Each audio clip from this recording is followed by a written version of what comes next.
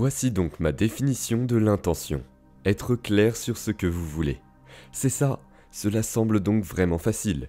Être clair sur ce que vous voulez.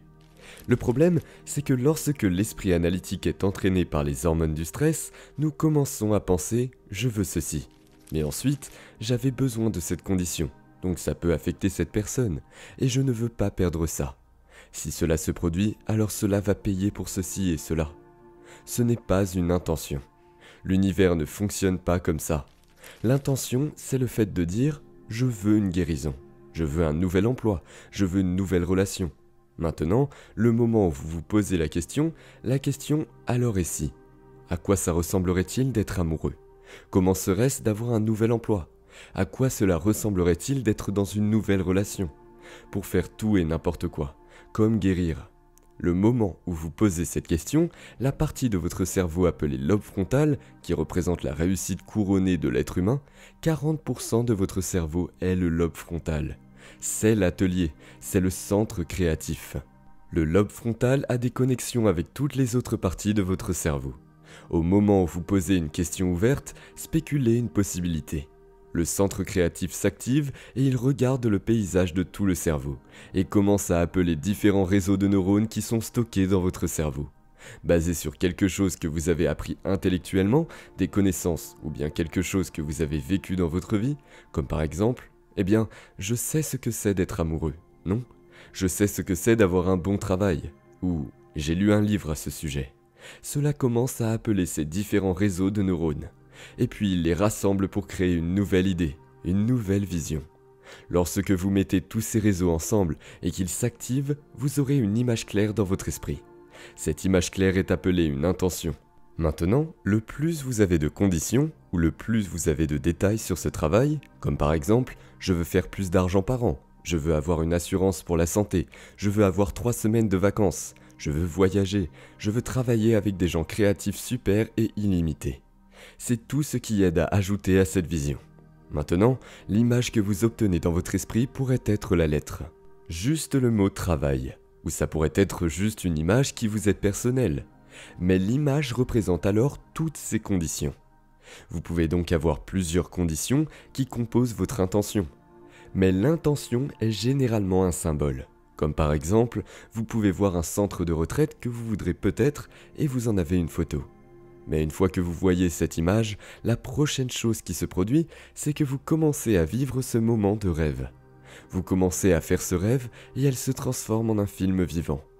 Maintenant, vous êtes dans cet endroit imaginaire. Ce qui se passe, c'est que le moment où il commence à prendre forme, et ça commence à prendre du temps, et que vous commencez à imaginer tout ce que vous allez faire, vous vivez dans cet avenir. Et votre cerveau ne connaît pas la différence entre l'événement réel qui se déroule dans votre vie et ce que vous imaginez dans votre esprit. Nous l'appelons mentalement personnel dans mon travail.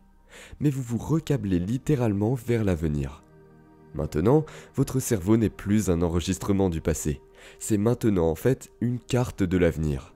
Maintenant, la plupart des gens s'arrêtent à ce niveau. Mais il y a un autre niveau.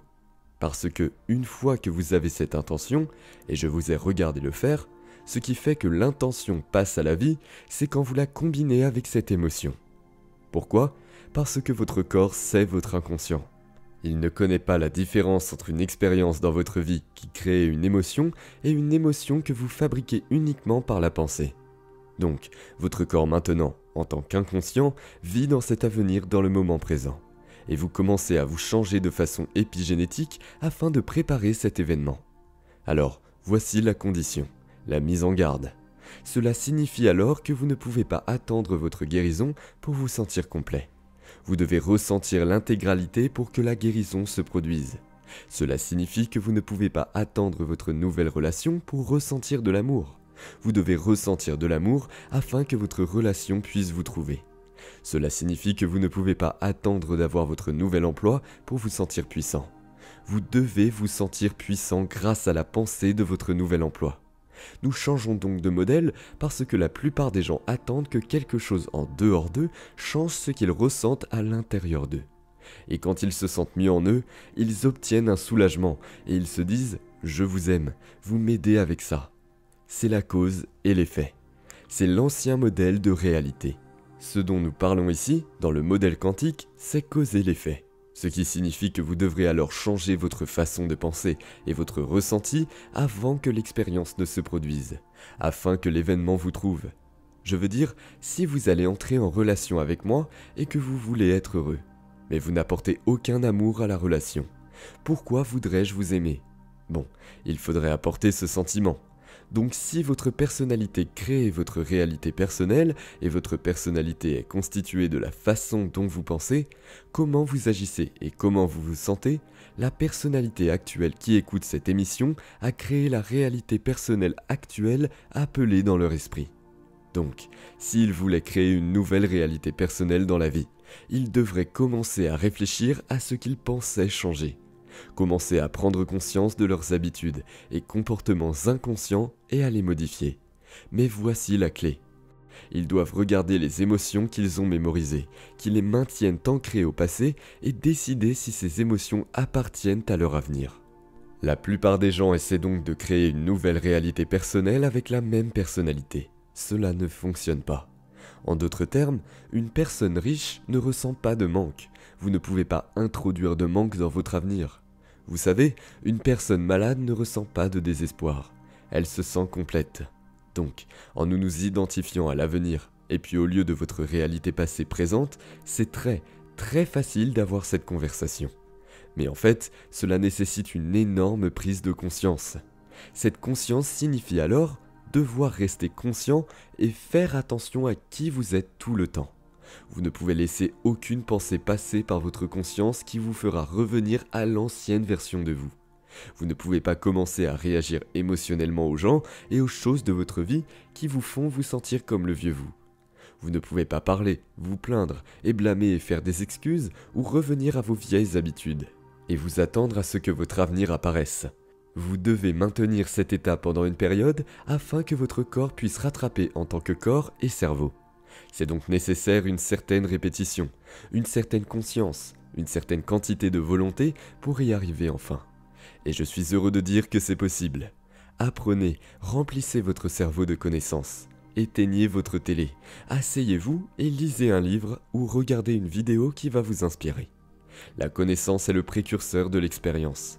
Plus vous avez de connaissances, plus vous êtes préparé pour l'événement. Lorsque vous commencez à perdre la trace de votre vision, c'est parce que vous êtes probablement émotif. Parce qu'au moment où vous vous sentez émotif, vous ne pouvez pas voir l'avenir, parce que vous regardez votre avenir à travers l'objectif du passé. Levez-vous le matin, sortez du lit et prenez le temps pour votre précieux moi. Vous et moi, nous sommes en travail constant. Et si nous ne changeons pas notre corps cérébral d'une manière ou d'une autre, nous nous préparons pour l'avenir. Nous serons très prévisibles le reste de la journée. Nous allons être dans notre passé. Prenez du temps pour vous chaque matin. Et posez-vous une question simple. Un jour, une vie, quelle est la plus grande expression de moi que je puisse être aujourd'hui? Comment une grande personne pourrait-elle penser? Comment pourrait-elle agir? Comment se sentirait-elle?